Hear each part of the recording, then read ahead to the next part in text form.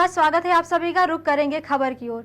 खबर कानपुर देहात से, जहां रूरा थाना क्षेत्र में एक दुग्ध वाहन और एम्बुलेंस के में आमने सामने टक्कर हो गई। बता दें कि घटना में दोनों ही गाड़ियां क्षतिग्रस्त हो गई। फिलहाल गनीमत रही कि किसी को ज्यादा चोट नहीं आई है। वहीं घटना की सूचना मिलते ही मौके पर पहुंची पुलिस ने वाहनों को हटवाकर यातायात सुचारू रूप से चालू करवा दिया है। वहीं जिसके बाद पुलिस दोनों ही वाहनों को घटनास्थल से थाने ले गई है।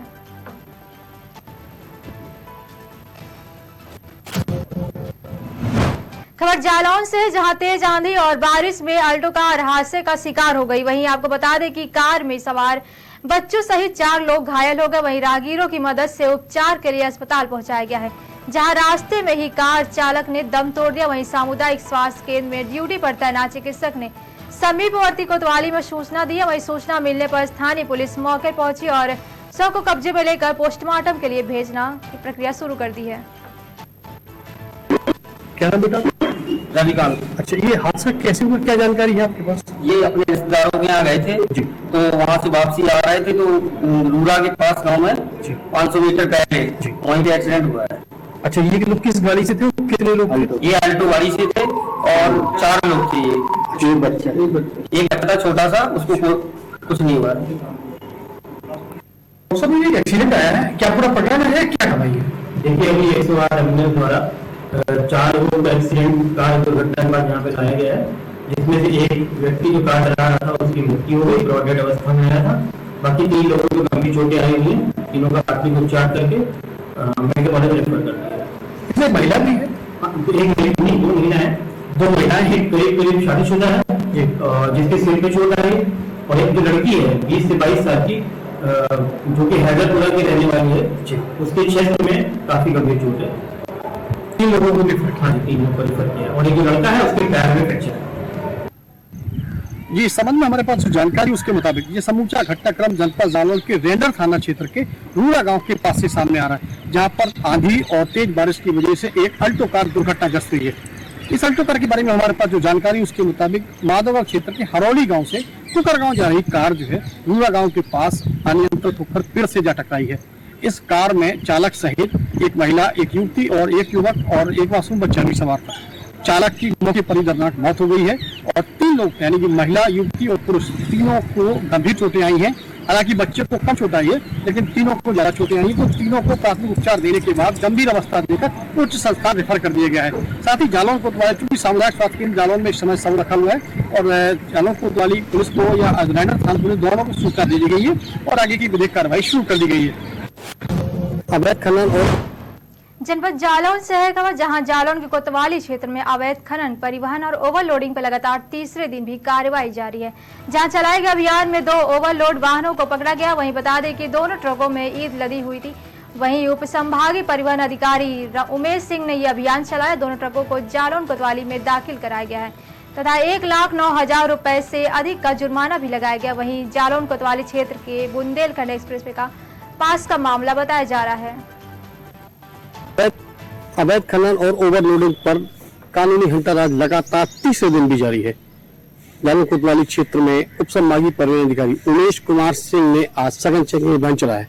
इस चेकिंग अभियान के दौरान उन्होंने 2 ट्रक पकड़े हैं, दोनों में ईंटा लदे हुए हैं, और दोनों ट्रकों के चालकों से जब जरूरी प्रपत्र मांगे गए हैं तो वो जरूरी प्रपत्र नहीं दिखा पाए, लिहाजा दोनों ट्रकों को जालौन कोतवाली में लाकर दाखिल कराया गया है।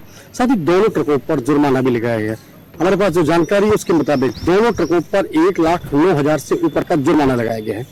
यानी कि कुल मिलाकर अगर देखा जाए तो जालौन कोतवाली में लगातार तीसरे दिन ये कार्रवाई हुई है, क्योंकि इसके पहले लगातार कल परसों लगातार जो है उप संभागीय परिवहन अधिकारी विनय कुमार पांडे ने जो कार्रवाई की थी, तो बदस्तूर अब उमेश कुमार सिंह के साथ जारी है। क्या नाम है आपका?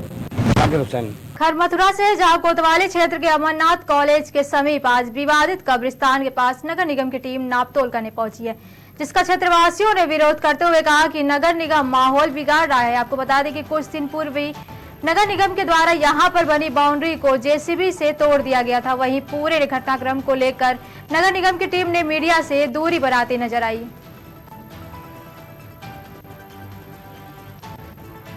क्या नाम है आपका? शाकिर हुसैन। आज नगर निगम द्वारा क्या कार्रवाई की गई है?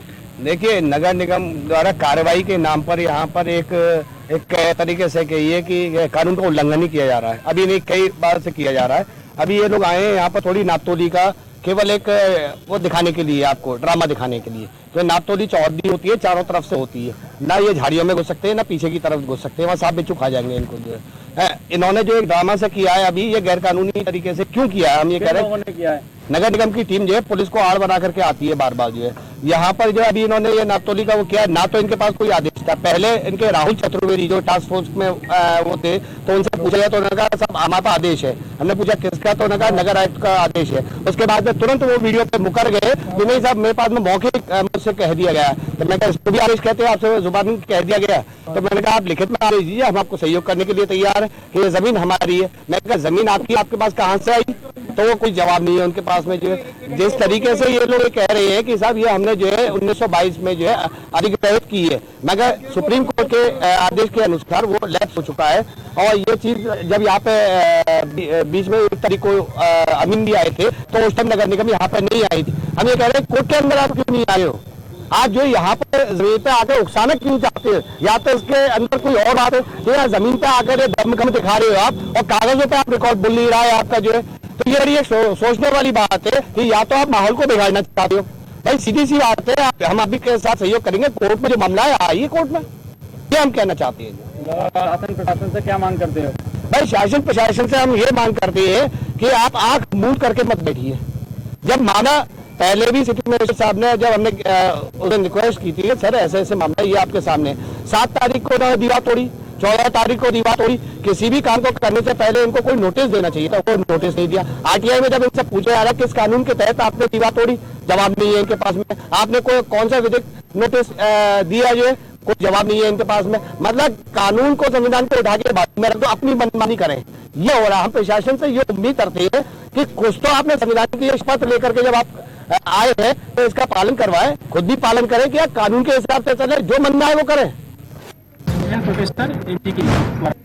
खबर वाराणसी से है, जहां वाराणसी विकास प्राधिकरण द्वारा जिला प्रशासन और पुलिस बल के सहयोग से ट्रांसपोर्ट नगर की अग्रहित भूमि से अवैध कब्जा हटाने की कार्रवाई प्रारंभ कर दी गई। वहीं वाराणसी विकास प्राधिकरण द्वारा ट्रांसपोर्ट नगर योजना हेतु मुआवजा प्रदत्त भूमि पर अवैध कब्जेदारों के विरुद्ध कार्रवाई संपादित की गई है। वहीं कृत कार्रवाई में ग्राम कारना दंडी की लगभग 20 हेक्टेयर प्राधिकरण की भूमि को अतिक्रमण मुक्त कराया गया। मौके पर कार्य कर रही वीडीए टीम और सुरक्षा कर्मियों पर पथराव किया गया, जिसके कारण कुछ वीडियो का कार्मिकों को चोटें आई है। वहीं घटना में संलिप्त असामाजिक तत्वों के विरुद्ध वीडियो द्वारा स्थानीय थाने में प्राथमिक दर्ज कराई गई है। Professor MGKVP Varanasi. क्या ये सुबह से ये घटना हुई, मतलब किसानों और पुलिस के बीच में? हाँ, थोड़ा बहुत सपोर्ट हुआ था। इसके कारण ये है कि यहाँ पर जो है कुछ किसानों ने मौजा उठाया, कुछ किसानों ने मौजा नहीं उठाया, और उनका सीमांकन भी थोड़ा गलत है। सीमांकन गलत ऐसे हो रहा था कि कुछ नंबर इस ट्रांसपोर्ट में नहीं गया, उसके बावजूद भी उसको जबरदस्ती वो ले रहे थे, और ये कह रहे हैं कि हम पूरा कब्जा करने के बाद उसको अलग निकाल के देंगे। और ये भी कह रहे हैं कि अगर हम पूरा मतलब कब्जा कर लेने के बाद जो किसान मौजा नहीं उठाए हैं उनको एक तरफ जमीन करके देंगे। तो हम लोग ये मांग थी पहले आप जमीन अलग कर लीजिए, और जिनको मौजा नहीं उठाए उनको कर दीजिए, अलग से दे दीजिए, या आप सही सीमांकन कर लीजिए। लेकिन इस पर नहीं माने और ये लोग जबरदस्ती जैसे भी चलाए और जबरदस्ती लोग कब्जा किए। अब आप लोग क्या करेंगे इसके आगे? अब इसमें देखिए, अभी तो जो जैसे यहाँ पे नंबर जो चल रहा है, इन्होंने गलत तरीके से शो किया। जो NHI का नक्शा है और इनके नक्शे में बहुत डिफरेंस है, और ये दोनों मैच नहीं कर रहा है। इनका नक्शा गलत है, इनका नक्शा दूसरा बता रहा है, उनका नक्शा दूसरा बता रहा है। क्या सीमांकन करने से पहले आप लोग को नोटिस जारी की गई कि नहीं? कोई सूचना नहीं दी गई थी? अच्छा, हमें ये बताइए, जो चीजें बन रही है तो वो तो पब्लिक के लिए, सहूलियत के लिए, तो इसमें गांव का विरोध कैसा है? आप सही तरीके से करिए। जैसे जो किसान मौजा उठाए उसका जमीन लीजिए, इसमें कोई विरोध नहीं है। जो किसान मौजा नहीं लिए, अपना जमीन नहीं देना चाहते हैं, उसका आप मत उठाइए, मत लीजिए। ठीक है। दूसरी चीज ये है कि अगर जो काम कर रहे हैं, जैसे जिनका नंबर भी नहीं गया, अगर आप उसको भी ले रहे हैं, ये कैसे सही हुआ? ये तो हमारे अधिकारों का हनन है, ये मूल अधिकारों का हनन है। जैसा कि सुनने में आ रहा है कि पुलिस से जब झड़प हुई तो कुछ लोग घायल भी हुए हैं, इसलिए कुछ लोग घायल हुए हैं, उसमें क्या थोड़ा बहुत जो है चोट आई है, क्या- दोनों पक्षों को चोट आई है। अच्छा। हाँ, इसमें कोई संदेह नहीं, दोनों पक्षों को चोट आई है। मतलब अगर नोटिस के यहाँ पे बगैर नोटिस के आए हैं। चालू हुआ है। हाँ, बगैर नोटिस का कोई नोटिस नहीं, कोई हम लोग पूर्व में सूचना नहीं दिया गया है। ये लोग तत्काल जो है ज्यादातर करीब 700-800 फोर्स आए थे, मतलब कौन कौन थाने से आए हैं? और इसमें ये तो नहीं बता पाएंगे कि कई थाने से आए हैं। अधिकारी में कौन कौन थे? इसमें तो एसडीएम साहब थे। आप सरकार से क्या मांगे रखते हैं? तो हमारा सरकार से यही मांगे है कि जो जमीन जो है, जिन किसानों का नहीं गया है, जिन्होंने मुआवजा नहीं उठाया है, उनकी जमीन वापस किया जाए, और जो जमीन नहीं गई है, जिसको जो अवैध तरीके से घेर रहे हैं, उसको सही तरीके से जो सीमांकन किया जाए। Professor MGKVP Varanasi. क्या ये सुबह से ये घटना हुई, मतलब किसानों और पुलिस के बीच में? हाँ, थोड़ा बहुत हुआ था। इसके कारण ये है कि यहाँ पर जो है कुछ किसानों ने मुआवजा उठाया, कुछ किसानों ने मुआवजा नहीं उठाया, और इनका सीमांकन भी थोड़ा गलत है।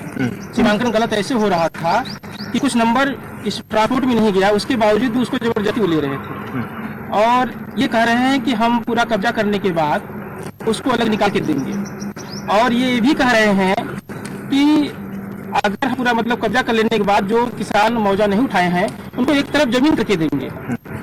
तो हम लोग की ये मांग थी कि पहले आप जमीन अलग कर लीजिए, और जिनको मुआवजा नहीं उठाया उनको कर दीजिए, अलग से दे दीजिए, या आपसे सीमांकन कर लीजिए। लेकिन इस पर नहीं माने, और ये लोग जबरदस्ती जैसी भी चलाए, और जबरदस्ती ये लोग कब्जा किए।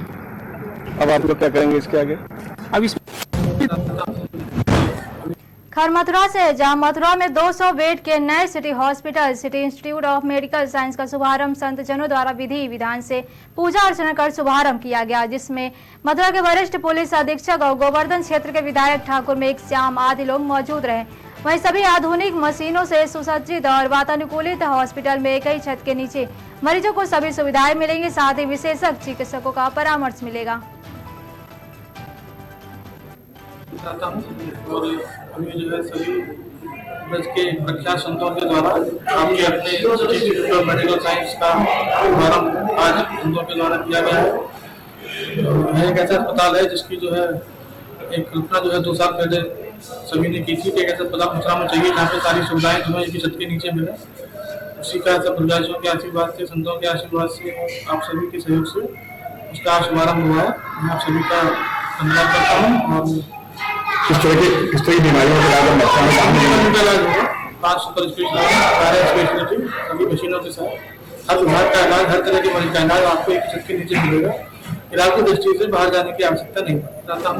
और अभी जो है खबर सिद्धार्थनगर से है, जहां पेड़ से टकराई गाड़ी में अचानक आग लग गई, जहां 4 पहिया वाहन धू-धू कर जली, और बता दें कि मोटरसाइकिल सवार व्यक्ति को बचाने के कारण यह हादसा हो गया। वहीं मौके पर चालक सूझबूझ के साथ अपनी जान बचाई। वहीं घटनास्थल पर उसका बाजार की पुलिस पहुंचकर आगे की कार्रवाई में जुटी हुई। यह पूरा मामला थाना क्षेत्र उसका बाजार के ग्रीन लैंड पब्लिक स्कूल के पास की बताई जा रही है।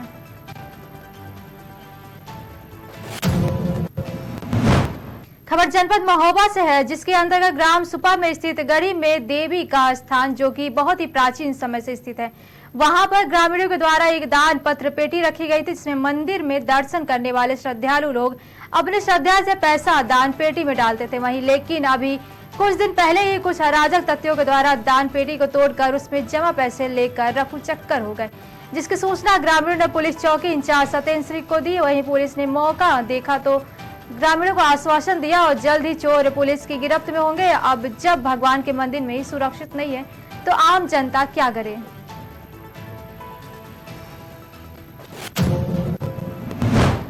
खबर उत्तर प्रदेश के बलिया से है, जहां आदर्श नगर पंचायत मरियर के नवनिर्वाचित नगर अध्यक्ष रितु देवी ने मीडिया के सवालों का जवाब देते हुए कहा कि मेरे ऊपर सर्टिफिकेट का जो आरोप लगाया जा रहा है बिल्कुल निराधार है, गलत है, कहीं से कोई सच्चाई नहीं है। उन्होंने बताया कि बुचिया देवी अध्यक्ष पद की प्रत्याशी थी, जो कभी अंतर के वोटों से पराजित हुई है। इसी द्वेष भावना से मेरे सर्टिफिकेट पर गलत उंगली उठा रही है, जो सरासर गलत है। तो आप लोग को चुनाव की जीत की हार्दिक शुभकामनाएं। बहुत बहुत धन्यवाद। मनियर से जो सपा प्रत्याशी जीती हैं, उन पर आरोप लग रहा है कि नामांकन में जन्म तिथि दी है वो प्रमाण पत्र के हिसाब से गलत है। देखिए, ये हार के हताशा के अलावा मुझे नहीं लगता और कुछ है। और जितने भी प्रमाण पत्र हमने माननीय चुनाव आयोग के समक्ष पेश किए थे, वह जांच के उपरांत, सारी आपत्तियों की जांच के उपरांत, सारे कागजात की जांच के उपरांत तभी हमें चुनाव लड़ने की अनुमति दी गई। उसके उपरांत भी अगर कोई भी अधिकारी किसी भी तर्ज पर हमसे तलब करता है किसी भी प्रकार के किसी भी कागजात को लेकर, तो हम अपना उत्तर पेश करेंगे।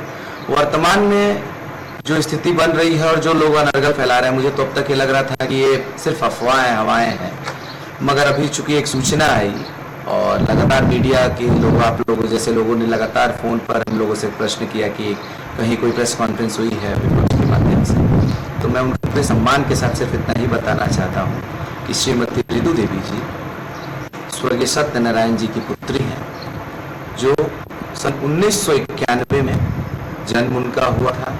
और निश्चित रूप से जो कागज, पता नहीं वो कौन से कागज है, चूंकि हमारे पास अभी वो आए नहीं है, तो मैं उनकी ज्ञात नहीं कर सकता। लेकिन कोई भी जिम्मेदार अधिकारी, चाहे वो माननीय एसडीएम साहब हो या माननीय डीएम साहब हो, अगर हमसे तलब करते हैं तो पूरी कागजात के साथ हम लोग उनके समक्ष पेश होंगे। वर्तमान स्थिति में मैं सिर्फ इतना ही कहना चाहूँगा कि उनके परिवार से जुड़ा हुआ तमाम कागज, उनसे व्यक्तिगत जुड़ा हुआ तमाम कागज, जितनी भी उनकी योग्यता है और जो कुछ भी हम लोगों ने पेश की है, उसकी 100% प्रामाणिकता हमारे पास है।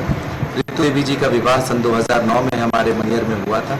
नथवी जी जो उनके पति हैं, हमारे साथ वह भी मौजूद है।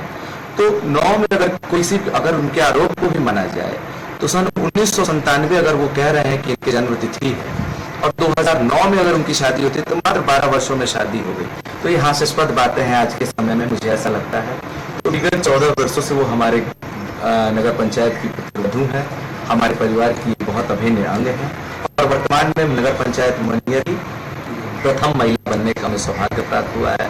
तो अगर कोई भी जिम्मेदार अधिकारी किसी प्रकार के कागज हमसे मांगता है तो वो सारे कागजात हमारे पास भी उपलब्ध हैं और हम इसे उनके यहाँ जब भी, जिस समय भी हमसे मांगे जाएंगे, हम उनके यहाँ उपलब्ध करा देंगे।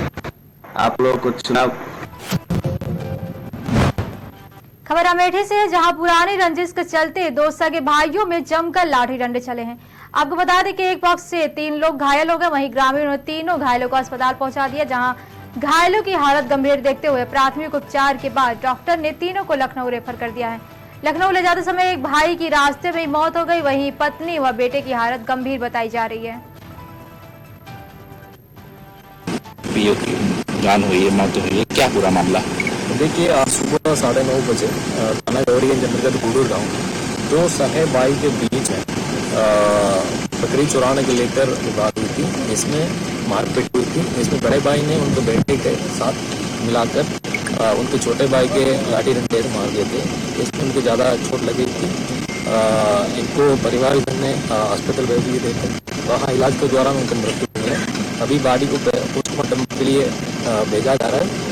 तरीन प्राप्त नहीं हुआ, प्राप्त करके मुकदमा दर्ज कराकर आगे की विधिक कार्रवाई की जाए। ठीक है, थैंक यू। जान हुई है, मौत हुई है, क्या पूरा?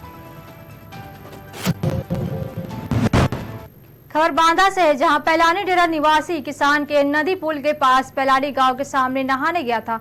के नदी पार करते समय पैर फिसलकर गहराई में जाने के कारण डूब गया। वहां के स्थानीय लोगों ने देखा तो परिजनों को सूचना दी। मौके पर पहुंचे सीओ सदर अंबुजा त्रिवेदी व थाना अध्यक्ष पैलानी अनिल कुमार साहू ने शव को के नदी से निकालकर पंचनामा भरने के बाद पोस्टमार्टम के लिए भेज दिया है।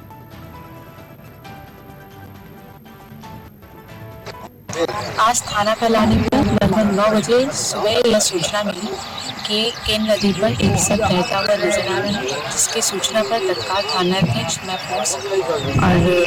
फोर्स FSL की टीम, डॉग स्क्वाड और मेरे द्वारा घटनास्थल का निरीक्षण किया गया। सबकी शिनाख्त कर ली गई है।